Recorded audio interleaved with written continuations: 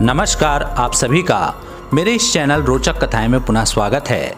आज मैं आपको विक्रम बेताल की एक और रोचक कहानी मृगनयनी की चाल बताने जा रहा हूं।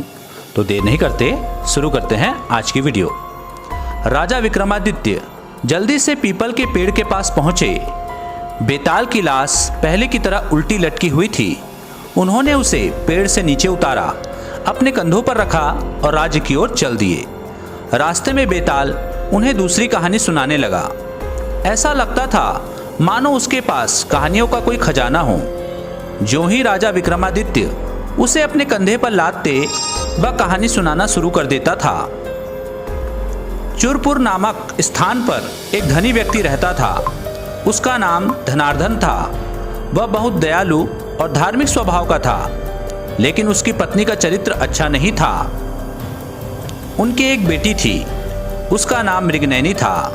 वह भी अपनी माँ की तरह खराब चरित्र की थी तथा अपनी माँ से 2 कदम आगे थी। धनार्दन ने जल्दी से उसका विवाह कर दिया, लेकिन मृगनयनी की खराब आदतें विवाह के बाद भी नहीं बदली। विवाह के कुछ ही सप्ताह बाद मृगनयनी के पिता का एक नौकर उसके पास गया। वह पहले उसका प्रेमी रह चुका था। उसे देखकर मृगनयनी नाराज हो गई और उसे वापस जाने को कहा, लेकिन जब वह वापस नहीं गया तो मृगनयनी ने एक खतरनाक योजना बनाई। वह उससे मीठी मीठी बातें करने लगी और गिलास के पानी में जहर मिला दिया, जिसे पीते ही वह तड़पने लगा। फिर शीघ्र ही उसकी जान निकल गई। मृगनयनी का पति शाम को घर वापस आया।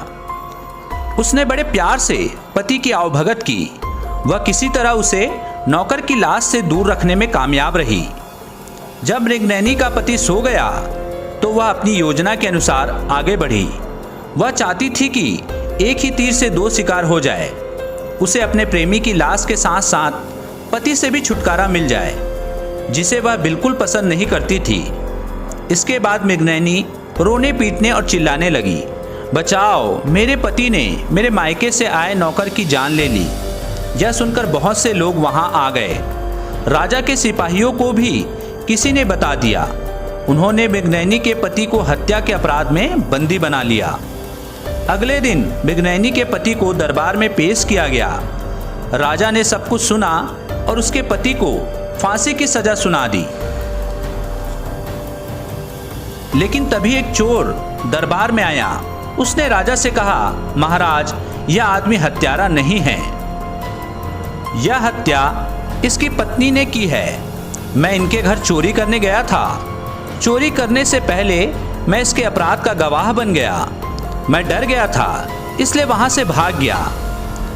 लेकिन जब यह पता चला कि इस बेगुनाह आदमी को फांसी की सजा दी जा रही है, तो मैं गवाही देने आ गया।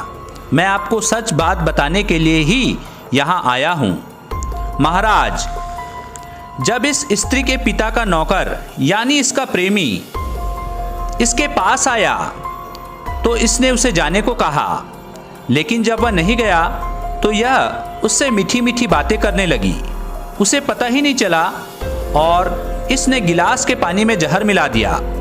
वह नौकर पानी पीते ही तड़पने लगा, फिर शीघ्र ही मर गया। इसके बाद इसने लाश को अलमारी के पीछे छिपा दिया। जब रात को इसका पति घर आया तो सारा इल्जाम उसके सिर थोप दिया। महाराज, वह आदमी बेगुनाह है। यह सुनकर मृगनयनी बुरी तरह कांप उठी।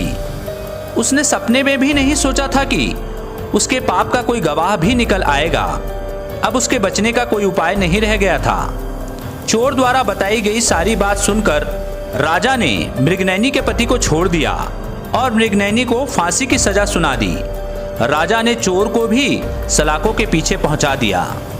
बेताल ने कहानी खत्म करके राजा विक्रमादित्य से कहा, राजा विक्रम, अब बता, इस कहानी में असली दोषी कौन है?